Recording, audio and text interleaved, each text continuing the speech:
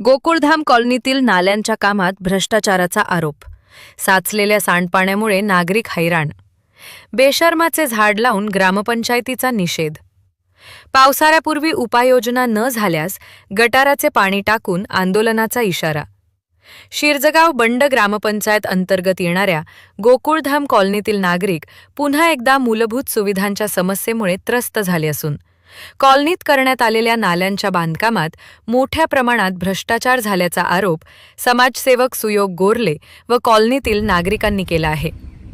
लाखो रुपयांचा निधी खर्च करून बांधण्यात आलेल्या नाल्यांमधून सांडपाण्याची योग्य विल्हेवाट न लावल्याने संपूर्ण परिसरात सांडपाणी साचले असून नागरिकांचे आरोग्य धोक्यात आले आहे. स्थानिकांच्या म्हणण्यानुसार नाल्यांचे बांधकाम करताना निकृष्ट दर्जाचे साहित्य वापरण्यात आले. तसेच नाल्यांचे काम पूर्ण झाल्यानंतर सांडपाणी बाहेर जाण्यासाठी कोणतीही प्रभावी व्यवस्था करण्यात आली नाही. परिणामी घराघरातील सांडपाणी थेट नाल्यांमध्ये साचत असून अनेक ठिकाणी नाल्या तुडुंब भरल्या आहेत. शिरजगाव बंड माध्यमातून बांधण्यात आलेली ही नाली यामध्ये मोठ्या प्रमाणात घोटाळा झाला असून नागरिक संतप्त आहे. याचे परस्पर कारण असे ही नाली बांधून ठेवण्यात आलेली आहे.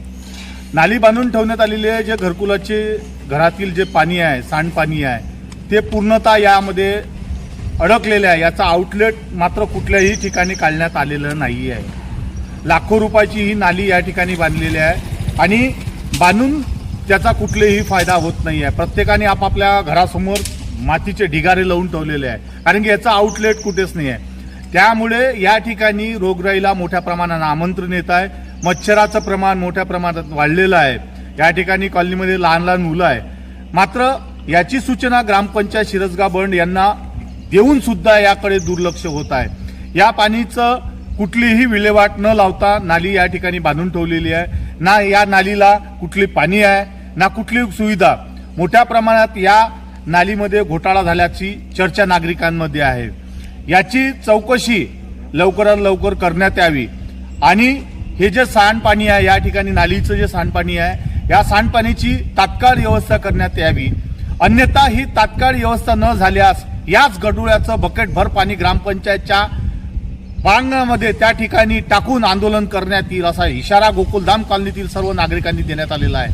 याची सर्व ग्रामपंचायत यांनी नोंद घ्यावी ही नम्र विनंती. धन्यवाद. जय महाराष्ट्र.